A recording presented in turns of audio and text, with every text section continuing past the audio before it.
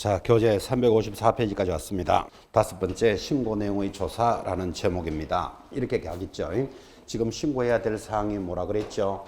인계지지목해서 인적사항, 계약일자, 소재지, 지번, 지목, 종류, 면적, 그리고 실거래가 등을 신고하라 했고, 신고사항은 굉장히 중요합니다.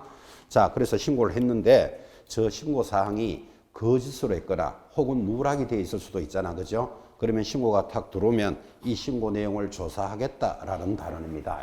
자, 그래서 5번 신고 내용의 조사라고 들었고, 자, 일단은 신고를 누가 조사할까요? 이것 정도 관심은 가지셔야 되죠. 1번 신고 관청은 일단 동그라미 제3조, 3조 2 또는 8조에 따라 신고받은 내용이 누락이 되어 있거나 정확하지 아니하다고 판단되는 경우에는 국토교통부령이 정하는 바에 따라 조사할 수 있다. 자, 신고관청 동그라미, 국토교통부 동그라미 두 개의 기관에서 조사를 합니다. 그때는 셋째 줄에 소속 공무원으로 하여금 거래 당사자 또는 개공사에게 거래계약서를 제출하시오. 이렇게 할 수 있으니까 거래계약서 찾았습니까? 동그라미하고 옆으로 딱 뽑아서 위반 시 계약서 안 갖다 내면 어떻게 될까요? 500만 원짜리 과태료입니다. 그래서 위반 시 500만 원짜리 과태료 적어놓고, 또 옆에 거래 대금 지급을 증명할 수 있는 자료 길게 동그라미, 그거는 옆으로 뽑아서 안 가져가면 3천만 원짜리 과태료예요. 과태료가 툭 튀어나오도록 세죠. 그래서 3천만 원짜리를 적으셔야 돼요. 자, 지금 이런 이야기 하고 있죠. 신고가 들어왔는데 신고 내용이 정확하지 않거나 뭔가 불량하다, 누락이 되어 있다. 그러면 거래계약서를 가져와 보세요. 그럴 수 있는데 거래계약서를 제출 못하면 얼마짜리? 500만 원짜리 과태료인데, 말고도 거래대금 지급을 증명할 수 있는 자료 길게 동그라미 하셨다, 그죠? 이거는 안 가져오면 3천만 원짜리 과태료예요. 그래서 드디어 부동산 거래 신고자는 위반하면 전부 500인데 아닌 게 한 개 나왔잖아 지금, 그죠? 3천만 원짜리 과태료가 도입이 됐습니다. 그때 3천만 원짜리 과태료는 세 가지가 있는데 지금 한 개 적었죠. 거래 대금 지급 증명 자료를 제출하지 않으면 3천만 원짜리 과태료입니다. 자, 거래 대금 자료가 뭐냐를 굳이 설명을 한다면 이겁니다.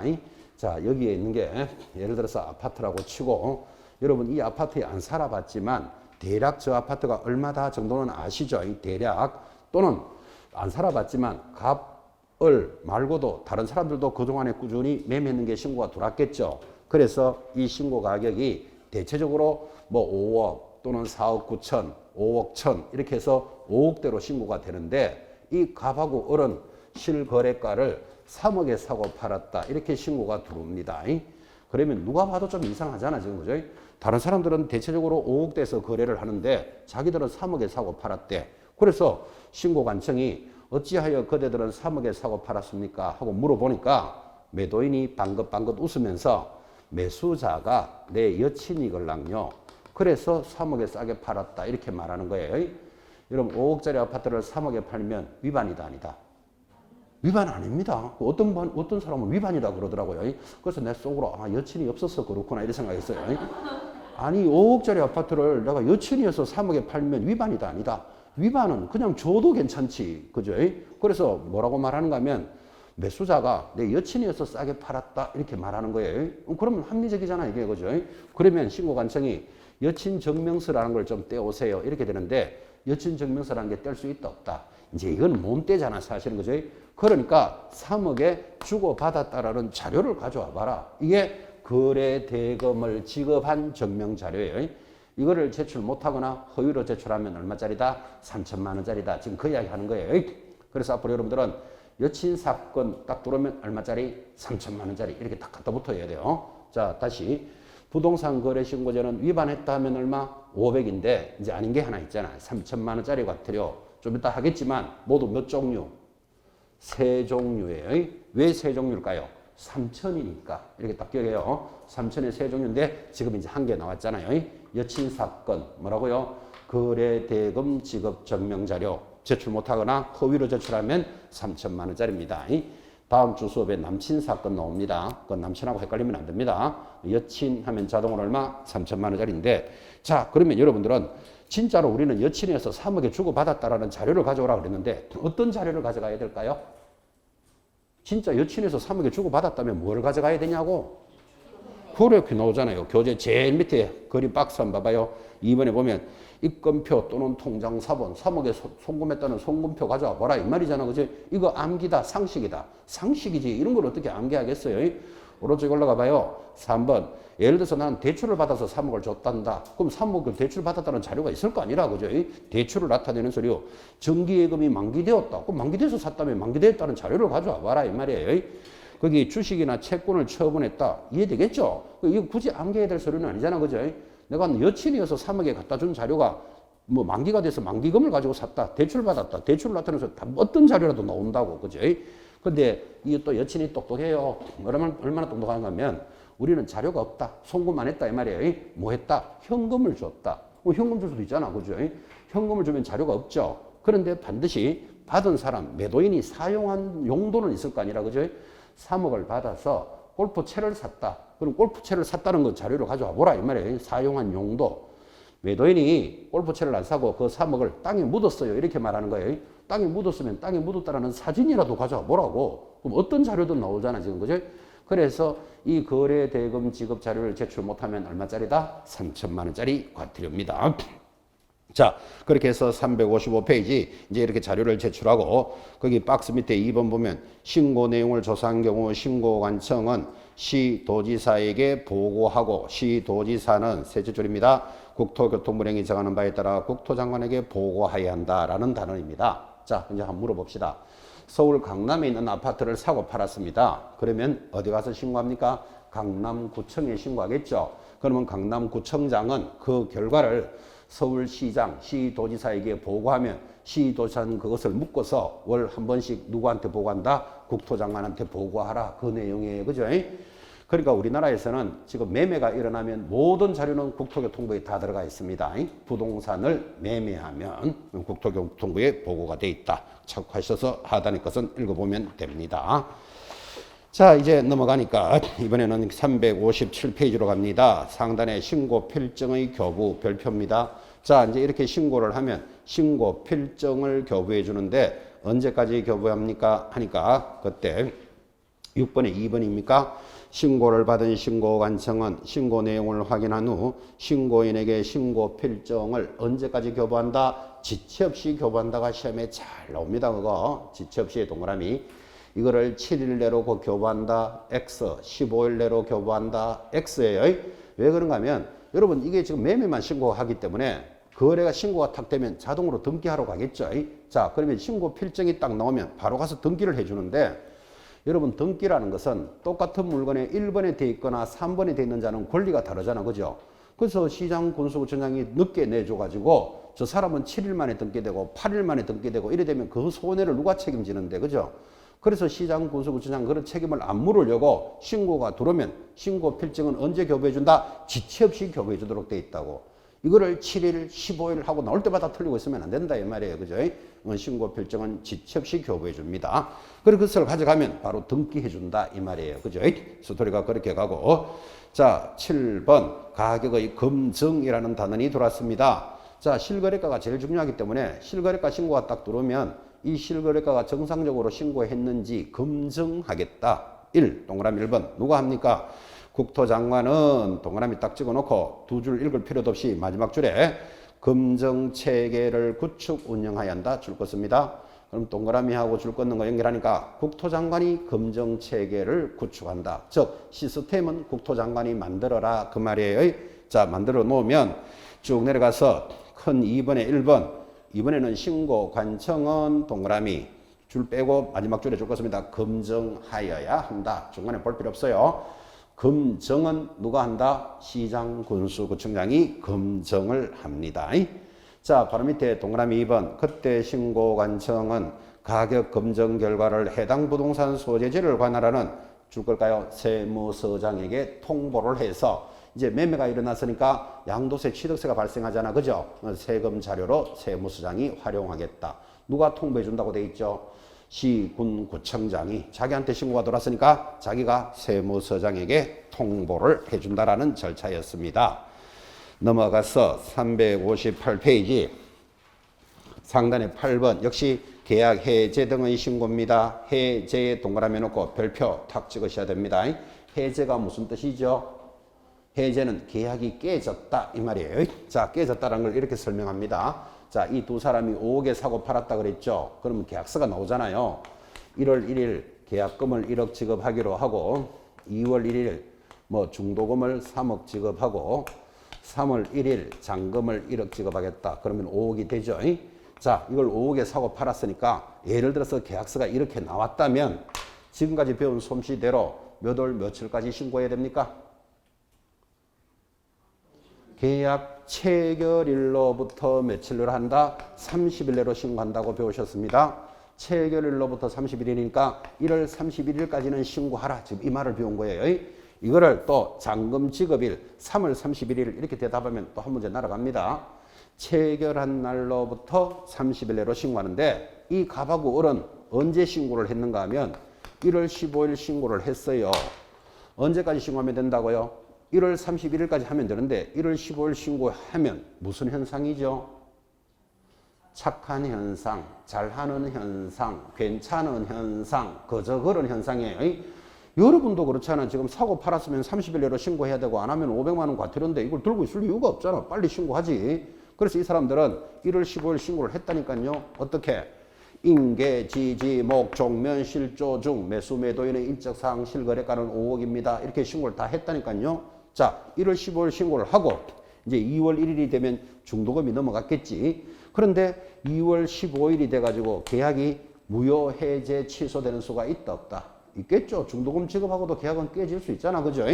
자, 신고를 다 해놨는데 중간에 이렇게 계약이 깨지면 깨졌다고 신고를 해야 될까요? 해도 되고 안 해도 될까요?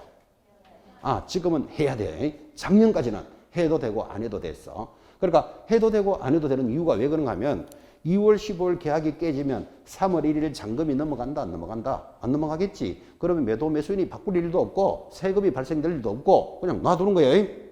그러니까 자기가 신고를 했는 게 깨졌으니까 찝찝하면 하려면 해라. 이렇게 법이 되어 있었다면 원래부터는 반드시 신고를 하여야 한다. 이렇게 돌았어요. 그러니까 이거 여러분들한테 무조건 시험 문제예요. 자, 1번 봅시다.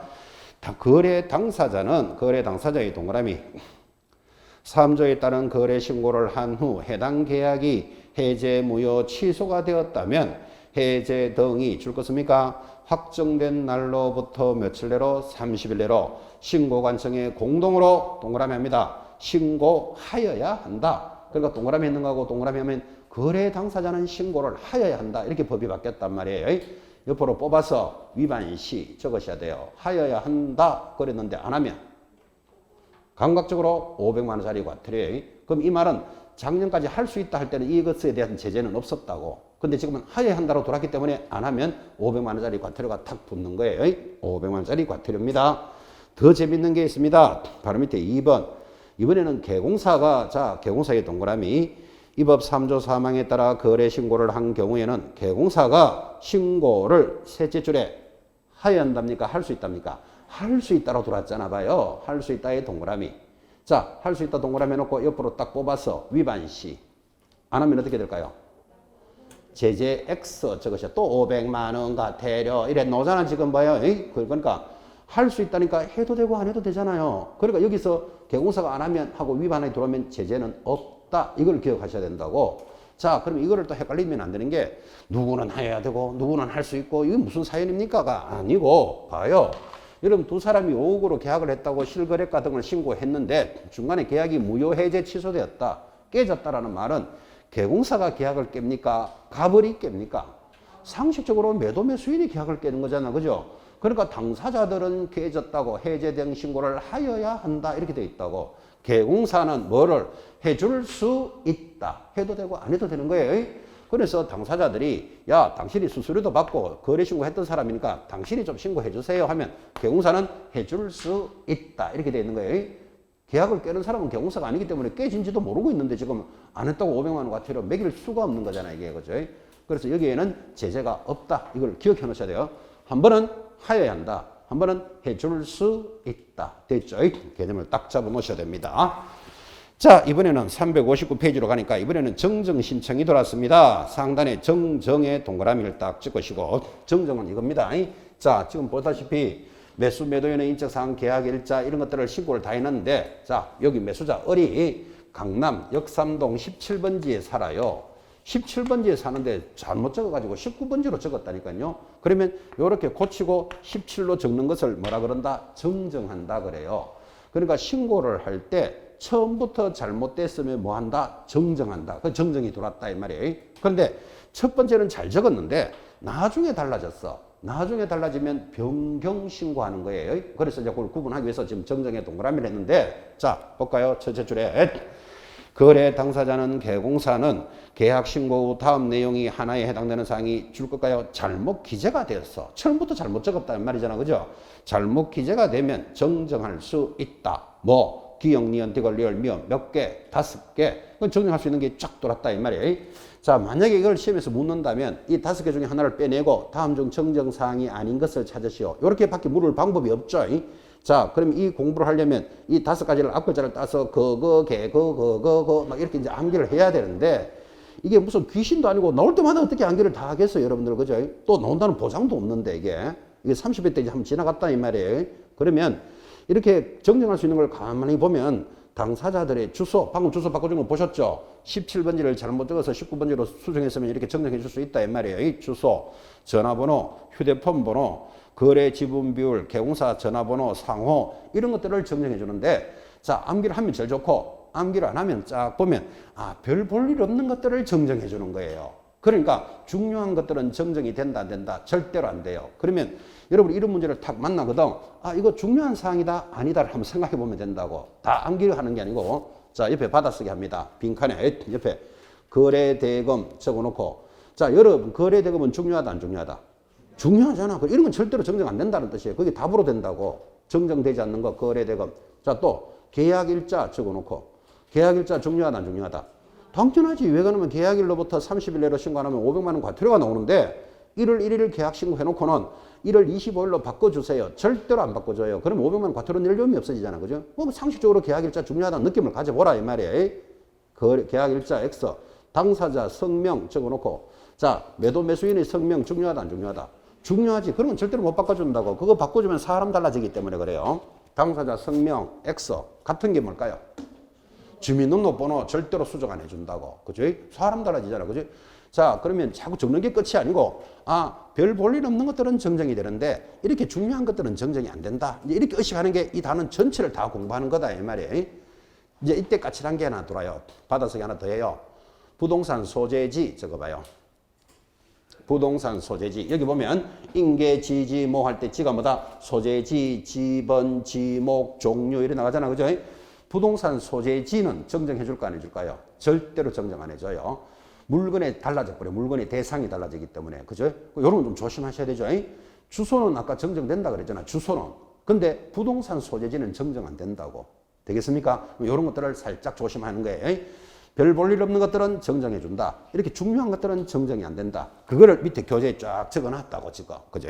참고로 읽으시면 됩니다. 넘어가서 이번에는 변경, 예고한대로 변경이 들어오죠. 자, 변경은 무슨 소린가 하면 첫 번째 신고할 때는 정상적으로 신고 다 했다니까요. 근데 이게 나중에 달라졌어요. 나중에 달라지는 거 이렇게 예를 들어 볼까요? 자, 이 두 사람이 이걸 5개 사고 팔겠다고 계약금 1억을 받았어요. 지금 계약금 1억을 받고 이제 한 달 있으면 중도금, 한 달 있으면 잔금이 진행되고 있는데 아파트 가격이 설설설설 올라가지고 7억까지 올라갔다네. 한 달 만에. 그죠? 그러면 여러분이 매도인이어도 계약한 대로 5억에 팔겠습니까? 계약을 깨야 되겠습니까? 여러분이라도 계약을 깨야 되지. 받았던 계약금 2배 돌려주고 7억에 파는 게 훨씬 덕이잖아요. 그래서 신고를 다 해놨는데 가격이 달라졌잖아 지금 이렇게. 그죠? 그러면 야, 나 계약 깨고 나 7억에 팔 거야 하고 매도인한테 그렇게 이야기하니까 매수자가 야, 가격 올라가는 거 나도 안다. 근데 당신이 나한테 물어주고 또 매수자를 찾고 하면 번거로우니까 차라리 내가 7억에 사줄게 이렇게 할 수도 있는 거잖아요. 그러면 정상적으로 신고가 됐던 게 가격이 변경됐잖아 지금. 그죠? 그러면 변경 신고하라 이 단원이다 이 말이에요. 첫 번째는 정상적으로 되었던 것이 나중에 사정으로 바뀌면 뭐 한다? 변경할 수 있다. 자, 그때 변경 어떻게 합니까? 동그라미 1번.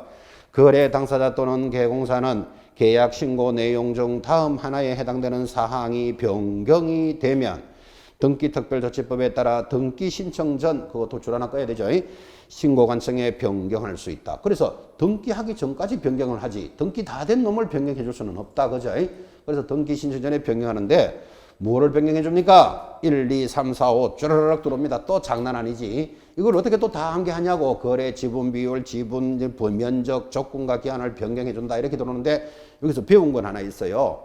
다섯 번째, 거래 가격이 거기 딱 있죠. 줄 딱 꺼놓고, 거래 가격은 아까 정정 안 된다 그랬죠. 이거 변경은 해주는구나. 그죠? 바로 밑에 중도금, 잔금. 그러니까 돈에 관한 것은 다 변경해 주는 거예요. 돈에 관한 거 지금 그 그림도 그려드렸잖아.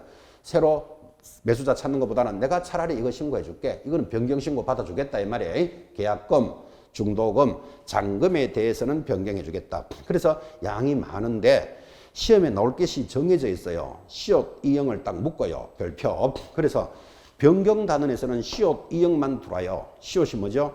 공동 매수의 경우 일부 매수인은 변경해 주겠다. 갈로 열고 매수인 중 일부가 제외되는 경우에만 해당한다. 옆에다가 받아쓰기 추가 교체 X 적으셔야 돼요. 추가 교체 X가 무슨 뜻이죠? 추가나 교체는 변경 안 된다 이런 뜻이에요. 하나 더 이형 똑같아요. 대상 부동산의 다수인 경우 일부 부동산은 변경해 주겠다. 갈로 열고 대상 부동산 중 일부가 제외되는 경우에만 해당한다. 옆에다가 추가 교체 X 적으셔야 돼요. 무슨 뜻이죠? 추가하고 교체는 변경 안 된다 이 말이에요 이게. 자, 그럼 변경에서 제일 어려운 부분이 그 부분인데 지금 추가 교체 X 그것만 알면 되지만 그래도 좀 이해를 잘 시키려고 그림을 그리는데 이 그림이 더 어렵다는 사람도 있어요. 막 그림이 어렵거나 어떻거나 한번 봐봐요. 지금 그게 무슨 뜻인가 하면 우리는 보통 그림을 이렇게 그리잖아요. 물건을 파는 사람 갑이 있고요. 사는 사람 을이 있습니다. 우리 보통 그림을 이렇게 그렸지만 이렇게 그려도 되나요? 파는 사람 갑, 사는 사람 김씨, 이씨, 박씨가 있습니다. 이렇게 그림을 그려도 되잖아요. 안 그려서 그렇지. 우리는 이것을 뭐라 그런다? 공동으로 매수했다 이 말이에요. 그럼 신고할 때 매도인 갑, 매수인 김씨, 이씨, 박씨 이렇게 이제 신고를 다 해놨는데 나중에 정씨가 나도 사는 걸로 하자. 이거를 추가한다 그래. 추가. 그죠? 아니면 박씨 대신에 정씨로 바꾸자. 이거를 뭐라 그런다? 교체한다 그래. 추가나 교체는 제외한다. 지금 이렇게 줄 것다고. 그죠? 그럼 모양이 이렇게 되면 이거는 다시 신고해야 되지 변경 안 해준다는 뜻이에요. 혹 행여 그림이 어렵거든. 추가 교체는 X. 요거 기억하라고 지금 그림 그리는 거예요. 자, 이형 그림도 이거예요. 똑같은 거예요.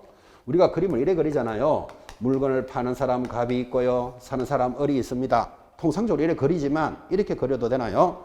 갑의 구리에 있는 아파트하고 서울 강남에 있는 오피스텔하고 뭐 과수원 하나 세 가지 다를 내가 사겠다. 이렇게 그림을 그려도 되잖아요. 안 그려서 그렇지. 자, 그러면 거래 신고할 때 매도인 갑, 매수인 을, 부동산의 소재지, 지번, 지목, 면적을 다 신고했다고 해놨는데 나중에 여기 을이 야, 그 역삼동에 있는 오피스텔 그거 내가 마저 살게. 이렇게 추가할 수도 있는 거잖아. 그죠? 아니면 요거 대신에 오피스텔로 바꾸자. 이거를 뭐라 그런다? 교체하자. 이렇게 되는 거예요. 그래서 지금 뭐라고 했다? 추가나 교체는 제외한다. 이랬단 말이에요. 그래서 그림이 나중에 이렇게 바뀌면 이거는 변경 신고하는 게 아니고 뭐 해야 된다? 다시 신고해야 돼요. 그래서 이게 그림이 어렵거든. 옆에다가 추가 교체 X. 그거 기억하시라고. 추가 교체는 변경되지 않는다. 됐습니까? 변경의 그 많은 내용에 그거 두 개를 딱 잡는 게 핵심입니다. 그렇게 해서 변경까지 보셨고. 자, 이제 나머지는 다 했습니다. 넘어가면 362페이지 주택임대차 계약 신고라는 게 돌았는데 자, 요게 또 제목이 묘하지 않나요? 제일 상단에 제목에 동그라미 해봐요. 주택 동그라미 362페이지입니다. 임대차 동그라미 신고입니다. 지금 우리가 무슨 소리를 하고 있습니까? 부동산을 거래하면 신고하는 것에 대해서 지금 공부하고 있습니다. 부동산 거래 신고를 공부하고 있는데 이 부동산 거래 신고는 거래라는 것은 매매만 신고한다라고 지금 계속 이야기했잖아요. 그런데 작년 6월 달부터, 그죠? 작년 6월부터 주택에 대해서 임대차 신고가 들어왔습니다. 그때 토지라든지 이런 거는 신고하지 않습니다. 제목 동그라미 주택 임대차를 신고하는 제도고 작년에 처음 도입됐습니다. 그래서 작년 6월 1일자로 도입이 되면서 작년 10월 달 시험에 바로 시험에 딱 던졌다고요. 그럼 올해 돌아와서 올해가 2년 차예요, 여러분들은. 그죠? 그때 시험에 나오는 건 딱 정해져 있어요. 자, 이 주택임대차는 뭐가 차이 나는가 하면 지금 부동산을 거래하면 신고하는 것은 어떤 지역의 부동산이라는 규정이 없죠. 우리나라 전역에서 부동산 거래하면 신고하는 거예요. 근데 주택임대차 신고하는 지역이 지정돼 있어요. 그래서 그거 포인트가 딱 잡히는 거예요. 자, 그 포인트가 여기 있습니다. 쭉 내려가면 04조의 3 찾았습니까? 법조문이 들어와 있습니다. 자, 법 04조의 3. 법 6조 2항의 본문에서 대통령령이 정하는 금액을 초과하는 임대차 계약이라는 것은 찾았나요? 보증금 6천만 원 이상입니까? 초과입니까? 초과 동그라미. 바로 밑에 월차임 30만 원 초과. 그러니까 임대차라고 다 신고하는 거 아니다 이 말이에요. 보증금은 얼마? 6천만 원. 월세는 얼마? 30만 원이 넘는 것에 대해서만 신고합니다. 자, 묻습니다. 보증금 1억에 월세는 없습니다. 보증금 1억에 살고 있으면 신고해야 된다, 안 해야 된다? 해야 되잖아. 6천만 원 초과했으니까. 다시 보증금 1,000만 원에 보증금은 1,000만 원이고 월세를 100만 원으로 살고 있습니다. 신고한다, 안 한다? 해야 되잖아. 그지? 초과하는 거 잘 보셔야 돼요. 그 다음에 지역이 있어요. 바로 밑에 동그라미 2번. 6조 2항 2에서 대통령령이 정하는 지역이라는 것은 줄 거 봅니다. 특별자치시, 특별자치도, 시, 군, 광역시 및 경기도 관할구역에 있는 군으로 한정한다. 줄 딱 꺼놓고 한정한다. 옆에다가 구를 말한다. 까지 그 줄 꺼놓고 이게 지역이에요. 줄은 그죠. 요란하게 줄 거셨지만 그 신고해야 되는 지역은 딱 이 말이에요. 시, 군, 구에 있는 주택이다. 즉 이 말이에요. 이게. 그 많은 말들이 이 한마디로 딱 줄이면 시군구에 있는 주택만 신고하는 거예요. 자, 제가 묻습니다. 서울 종로에 있는 아파트를 신고 대상에 들어간다, 안 들어간다?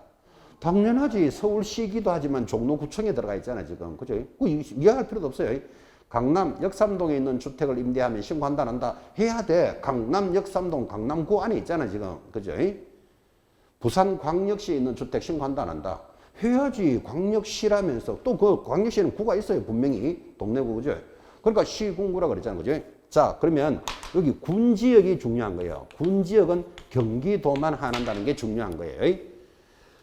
충청북도에 가면 여러분 음성군이라는 게 있어요. 그 음성군이 왜 유명한가 하면 우리나라 고추가 제일 많이 생산되는 곳이에요. 그래서 음성군에는 고추 아가씨 선발대회예요.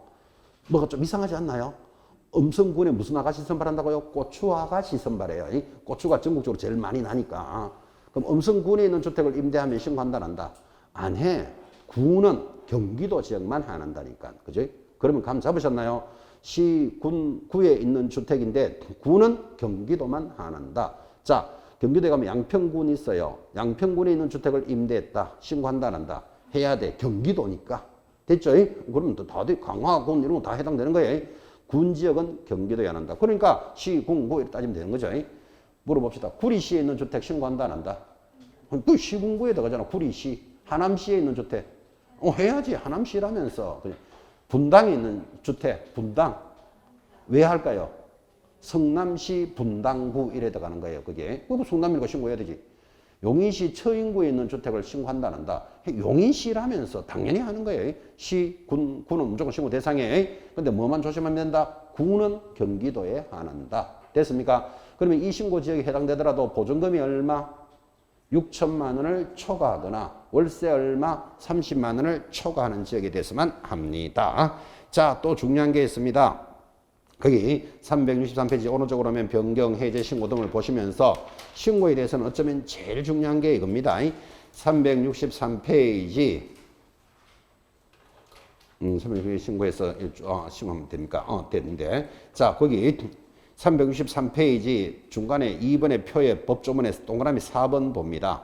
동그라미 4번 찾았습니까? 신고관청은부터 줄 것입니다. 1항에서 4항까지 규정에 따른 사무에 관한 해당 권한의 일부를 그 지자체 조례로 정하는 바에 따라 읍면, 동장, 출장, 소장에게 위임할 수 있다. 그거 줄 것이었습니까? 자, 다시. 여러분 강남 역삼동에 있는 주택은 신고 대상이라 그랬죠? 어디 가서 신고할까요? 신고관청인 강남구청에 가야 돼요. 시군구청, 강남구청에 가는데 지금 방금 줄 거는 게 뭐다? 면, 동장에게도 위임할 수 있다 그랬잖아요. 그럼 역삼동에 가서 해도 된다. 지금 이 뜻이에요. 편하게 한다, 불편하게 한다. 편하게 하는 건 기억해 놓으셔야 돼요. 그리고 그 이왕이면 줄 것이었는데 옆에다가 받아쓰기 한번 해봐요. 전입신고를 하면, 지금 줄 거는 옆에다가 받아쓰기. 전입신고하면 주택임대차 신고한 것으로 본다. 하나 더. 확정일자도 받은 것으로 본다. 적으십시오. 확정일자도 받은 것으로 본다. 끝. 일단 받아쓰기 하셨죠? 자, 설명. 자, 강남 역삼동에 있는 주택은 신고 대상 맞죠? 어디 가서 신고한다? 강남구청에 신고해야 되는데 역삼동에 가서 할 수도 있다니까요. 그럼 역삼동에서 뭐 한다? 전입신고하면 신고한 것으로 봐준다니까요. 여러분 보통 아파트 임대 얻으면 전입신고 한다 안 한다? 한다고 봐야지. 왜 한다? 대항력을 갖춰야 되니까. 그죠? 그럼 전입신고하라고 하면 굳이 강남구청까지 가서 신고할 필요 없다. 이 말이지. 그리고 전입신고를 하면 확정일자도 찍은 것으로 봐준다. 됐습니까? 그리고 하나만 더 적읍시다. 그 법조문이 들어왔기 때문에 밑에다가 위반시. 이렇게 신고를 위반하면 100만 원짜리 과태료입니다. 아까 부동산 거래 신고는 위반하면 얼마? 500. 이 주택임대차 신고는 얼마? 100. 됐죠? 그럼 다 했어요. 위반시 100만 원짜리. 위반할 일이 별로 없죠. 자, 한번 봐봐요. 여러분이 서울에서 있는 주택에 임대를 얻었다. 동사무소 가서 신고할까 안 할까요? 반드시 전입신고하게 돼 있다니까요. 그럼 주택임대차 신고한 것으로 봐준다니까요. 확정일자 찍으러 가는 것도 봐준 것으로 해준다니까요. 이거 위반하면 얼마? 100만 원짜리 과태료예요. 이게 작년 6월 1일부터 진행됐어요. 처음으로 도입되면서 국민들의 없는 생활을 처음 도입하면서 신고 안 했다고 100만 원 과태료 매기면 국민들이 황당할까 봐 작년 6월 1일부터 올해 6월 1일까지 1년간은 100만 원짜리를 유예해줘요. 100만 원짜리 안 매긴다 이래 됐다고요. 그러면 지금 몇 월이죠? 4월. 이제 2달 뒤에부터는 신고 안 하면 100만 원 과태료 나와요. 근데 여러분은 이제 유예해 주는 거 이런 건 알 필요 없고 위반 시 100만 원의 과태료 하시면 되죠. 이걸 왜 굳이 이야기하는가 하면 나는 작년 가을에 임대 얻었는데 신고 안 했는데 이런 사람이 있을 수 있다니까요. 안 해도 과태료 안 나왔죠. 1년 동안 유예시켜 줬기 때문에 그래요. 근데 이제 올 6월 달부터는 이제 진행해요. 그래서 가끔 뉴스에 보면 2달 뒤에부터는 임대차 신고 안 하면 100만 원 과태료 나옵니다가 뉴스에 싹 흘러가요. 그죠? 그렇게 해서 개념을 잡아 놓으셔야 됩니다. 주택임대차 신고 됐고, 그 다음에 교재 366페이지 이런 게 중요합니다. 거기 366쪽 우리 실무에서는 다른 법률에 따른 신고의 의제라는 말이 있습니다. 그래서 내려가서 13번 거기 보시면 타 제도와의 관계 이게 무슨 말인가 하면 지금 주택이나 부동산 거래 신고하면 다른 법하고는 어떻게 되느냐 이 말이에요. 그죠? 그때 13번에 1 전자 시스템으로 계약이 체결되면 그거 줄 거 놓고 별표 전자계약 시스템 좀 이따 할 거예요. 지금 여러분 계약이 체결되면 어떻게 되죠? 두 사람이 매매를 했다. 그러면 종이에다가 매도인 김갑동, 매수인 이열순, 금액은 5억 도장 딱딱 찍어서 매도인 하나 내주고 매수인 하나 내주고 개공사는 몇 년 보관하지요? 손가락 펴놨어요. 5년 보관해요. 자, 이거는 종이 계약서잖아요. 지금 일어나는 게 그렇게 계약인데 지금 줄 거는 건 뭐다? 전자 시스템으로 계약을 하면 이 말은 종이가 없는 거예요. 그 종이가 없다는 말은 컴퓨터에다가 내용을 입력하고 엔터 탁 치면 저절로 계약서가 딱 보관되도록 되어 있는 거예요. 그럼 전자계약 시스템을 하면 도장도 필요 있다 없다? 도장도 필요 없죠. 컴퓨터에다 도장 찍을 수는 없는 거잖아 지금. 그죠? 그래서 전자계약 시스템으로 하게 되면 지금 우리 이거 배우는 거하고 어떤 관계가 있느냐 지금 이거 이야기하는 거잖아. 그죠? 거기에 보시면 거기 1번의 마지막 줄에 보면 부동산 거래 신고는 한 것으로 본다. 그러니까 굉장히 편하다는 느낌을 가지셔야 돼요. 부동산 거래 신고 30만 원에 안 하면 500만 원 과태료 나온다 그랬잖아요. 근데 전자계약 시스템을 하면 종이가 없잖아 지금. 그 거래 신고라고 할 게 없잖아 지금. 그죠? 저절로 신고를 한 것으로 봐준다. 이게 다른 법하고 관계다 이 말이에요. 바로 밑에 2번 거래 신고 시 거민도 의제된다. 거민 의제의 동그라미. 여러분 매매가 일어나면요 등기한다 그랬잖아. 등기하려면 거민을 받아야 되는데 이렇게 부동산 거래 신고 해버리면 거민은 받은 것으로 봐줘요. 저절로 등기해준다 이 말이에요. 거민이 의제된다 동그라미. 3번 토지거래허가 요거 중요합니다. 좀 이따 이제 토지거래허가 공부할 건데 여러분 토지거래허가가 그죠? 부동산 규제 중에서는 제일 센 놈이에요. 지금 서울 지역에서도 저기 뭐 성수동, 목동 몇 개 강남 뭐 압구정 이런 데가 토지거래허가 지역이에요. 좀 이따 하겠지만 토지거래허가 지역은 부동산 거래에 가장 강한 규제이기 때문에 부동산 거래 토지거래 허가를 받아버리면 웬만한 건 다 면제 다 받은 걸로 봐주는데 토지거래 허가를 받아도 해야 되는 게 하나 있어요. 그게 3번이에요. 별표 놓고 토지거래허가구역에서 토지거래허가를 받았더라도 뭐는 해야 된다? 부동산 거래 신고는 해야 한다. 아주 묘하잖아 봐요. 그죠? 다른 건 다 면제해 주는데 부동산 거래 신고는 해야 한다. 그래서 다른 법률과의 관계를 지금 공부하고 있다고요. 4번 농지 취득 자격증 명제.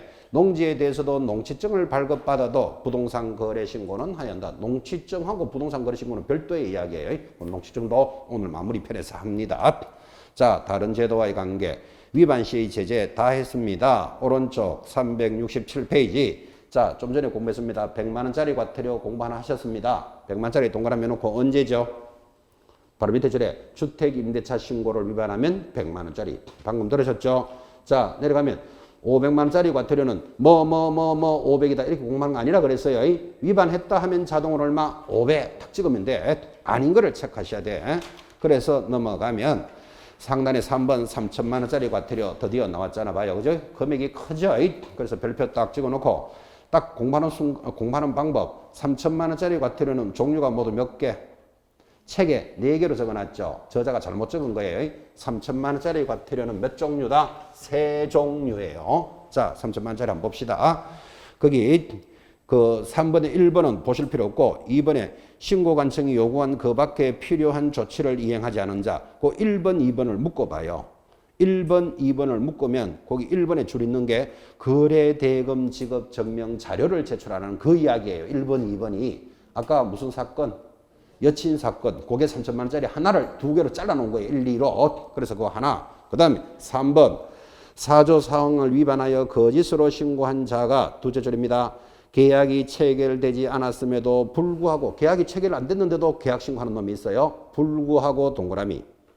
4번 똑같아요. 두째 줄에 해제 등이 되지 않았음에도 불구하고 거짓으로 불구하고 동그라미. 자, 그럼 이렇게 가는 거잖아요. 자, 3천만 원짜리 과태료는 몇 개 있다? 3개야지. 하나는 거래대금 자료, 여친 사건. 그 다음에 동그라미 있는 게 불구하고. 이 말이 들어가면 3천만 원짜리 과태료예요. 여러분 시험 문제에서 그 불구하고는 절대로 빠질 수 없는 단원이에요. 계약이 체결되지 않았는데도 불구하고 신고하는 놈. 또 해제되지 않았음에도 불구하고 해제 신고하는 거. 그리고 불구하고 하면 3천만 원. 그게 어려운 거 없죠? 이제 한 개 남았죠. 500만짜리 아닌 거. 4번 제목이 조건 쳐야 되죠. 취득가액의 5% 과태료가 있는데 줄을 딱 긋고 거짓 신고자의 동그라미. 그 밑에 1, 2번이 거짓 신고예요. 자, 그러면 거짓 취득가액의 5% 과태료가 하나 있는데 이거는 언제다? 거짓 신고 하나밖에 없어요. 거짓 신고 밑에 번호는 1, 2 막 달아놨지만 정신없이 달아놨지만 거짓 신고 한 개. 자, 그러면 이 거래 신고 부동산 거래 신고제와 관련된 제재가 이렇게 많아도 여러분들은 무조건 시험에 넣으면 맞췄습니다. 자, 지금부터 대답합니다. 부동산 거래 신고제 위반했다 하면 얼마? 무조건 500 찍으셔야 돼요. 500. 그죠? 아닌 것만 딱 잡아라 그랬잖아요. 자, 3천만 원짜리 과태료 모두 몇 가지? 3가지. 왜 3가지? 3천이잖아, 3천. 그래, 3가지. 첫째 거래대금 지급 증명 자료, 여친 사건. 두 번째, 세 번째는 불구하고 들어가면 3천이에요. 그 다음, 취득가액의 5% 과태료는 하나밖에 없어요. 거짓 신고하면. 됐죠? 그러면 한번 나와봐라. 이렇게 딱 기다리셔야 됩니다. 반드시 한번 둘째 되기 때문에. 지금 여러분이 수업을 잘 듣고 계시는지를 확인 한번 해봅시다. 이 아파트라고 칩시다. 내가 5억에 사고 팔았어.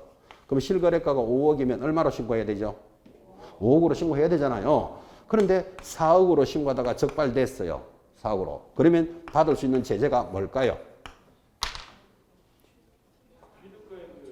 그렇지. 그렇게 대답하셔야지. 지금 가격 떨어진다고 지금 이야기하잖아요. 그죠?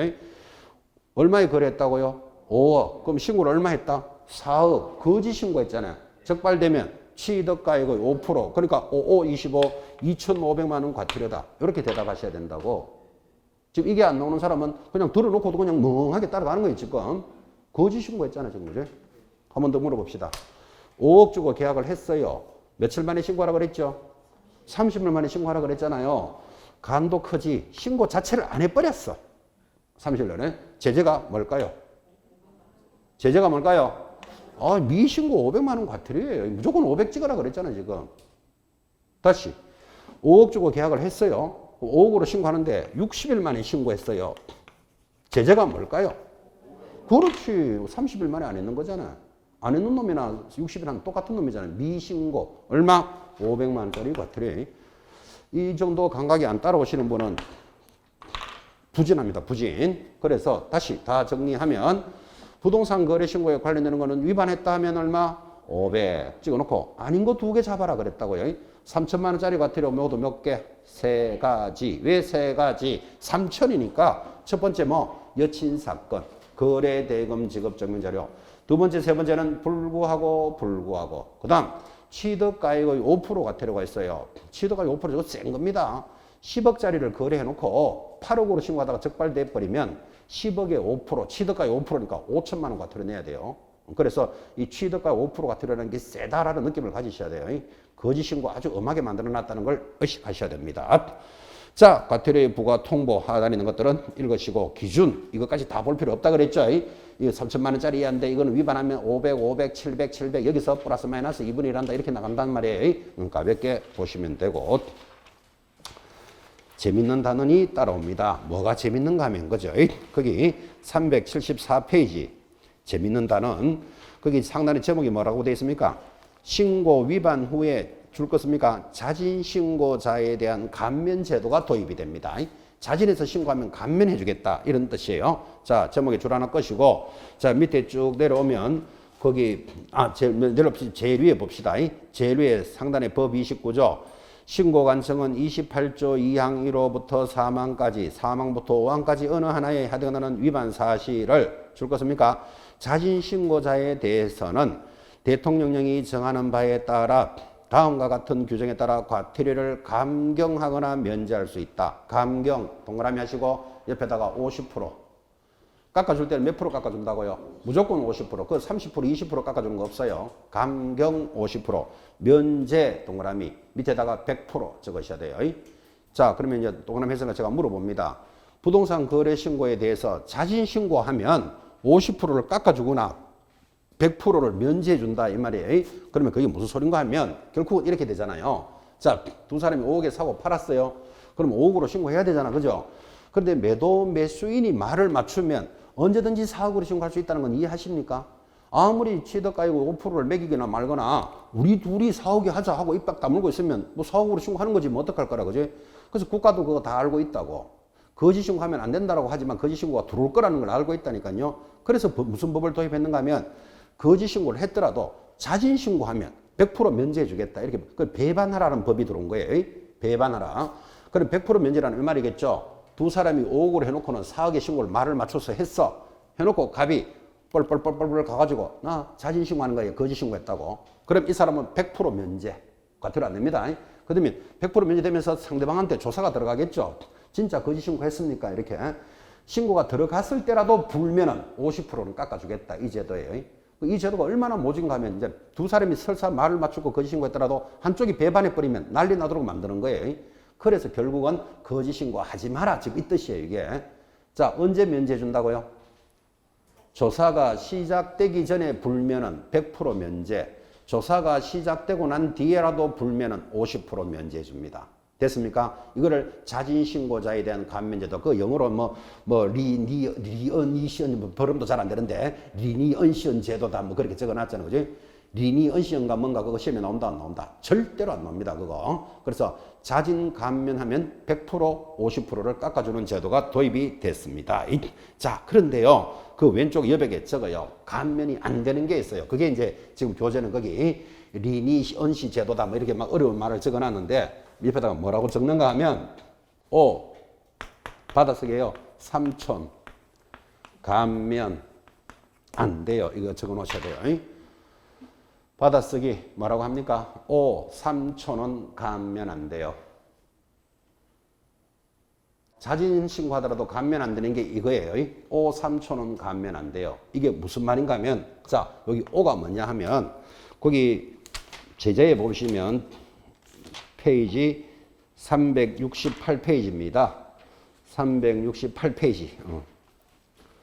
368페이지 제일 상단에 그 표가 500만 원짜리 과태료인데, 전 500이라 그랬잖아요. 500만 원짜리 과태료인데 그 5번이 뭐라고 되어 있는가 하면, 신고관청의 조치 명령을 위반하여 줄 것입니다. 거래 대금 지급 증명 자료 외의 자료까지 찾았나요? 368페이지 제위에 동그라미 5번 줄 것이었나요? 동그라미 5번 거래 대금 지급 외의 자료 줄 것이고 외에다가 동그라미 요거 얼마짜리 과태료죠?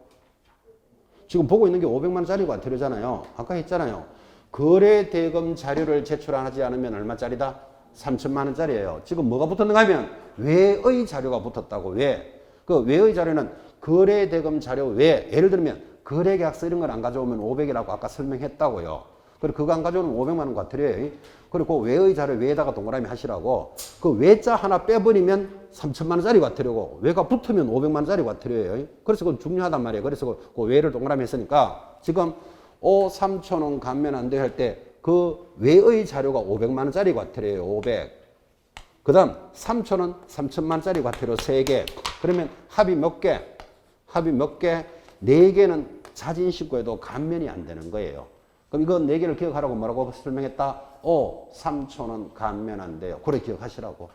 이게 감면 안 되는 게 몇 개다? 4개이기 때문에 문제 내기가 얼마나 좋아요. 쓸데없는 거 하나 걸어놓고 감면되는 거, 자진 감면 대상이 되는 것 이렇게 문제 들어온다고요. 그러면 공부를 이렇게 해도 되겠죠. 3천 원 감면 안 돼요. 이렇게 기억해도 되고 여기는 외자가 들어가니까 왜 3천 원 감면 안 돼요. 그렇게 공부해도 되겠고 자기가 편한 대로 딱 잡아보시라고요. 자, 지금 이런 이야기 했습니다. 설사 거짓 신고했더라도 자진해서 신고하면 100% 면제. 조사가 시작되고 난 뒤라도 불면은 50%를 감면해 주는 제도가 도입됐는데 감면이 안 되는 게 있어요. 안 되는 거 제목이 뭐다? 3천 원 감면 안 돼요. 다른 말로 왜 3천 원 감면 안 돼요? 그렇게 기억해도 돼. 그죠? 자, 그러면 이제 이해 알아들었는지를 확인해 봅니다. 감면 안 되는 거 자진 신고해도 감면 안 되는 거 모두 몇 개? 이렇게 대답할 줄 알아야 돼. 4개. 됐습니까? 첫 번째가 3천. 5가 뭐죠? 500만 원짜리 과태료. 아까 외의 자료. 그 다음에 3천이 뭐다? 3천만 원짜리 3개. 요것들은 자진 신고하더라도 감면이 안 됩니다. 여러분들은 3천 감면 안 돼요가 좋아요? 왜 3천 감면 안 돼요가 좋아요? 자기 좋은 대로 정리해 놓으셔야 돼요. 한 번만 딱 들어도 한 문제 해결됐죠, 지금. 아주 중요한 파트고 이거 암기표에도 다 들어가 있습니다. 참고로 여러분 암기표 23번 봅니다. 자, 암기표 23번 보시면 제목이 뭐죠? 자진신고해도 과태료 감면 안 되는 것. 첫 번째, 거래대금 증명자료. 그거 얼마짜리? 3천만 원짜리. 두 번째, 불구하고 3천만 원짜리. 세 번째, 불구하고 3천만 원짜리. 그게 세 가지가 3천만 원짜리잖아요. 그 다음에 거래대금 증명자료 외의 자료고 외에다가 동그라미. 외의 자료 요거는 얼마짜리죠? 500만 원짜리. 그리고 요거는 감면 안 되는 게 4개예요. 그러니까 암기표에도 들어가 있으니까 그 23번 암기표 위에다가 3천 감면 X 이 정도 적어야 공부하시는 분들이라고. 아니면 왜 3천 감면 X 적든지. 그죠? 자기 좋은 대로 하나를 잡으셔야 돼요. 아주 중요한 단어를 체크했고 크게 정리를 해드렸습니다. 됐습니다. 이제 드디어 376페이지 이제 방금 예고했던 토지거래허가제 중요한 단원이 준비되어 있습니다. 자, 단원이 달라지니까 10분 쉬었다가 토지거래허가제 갑시다.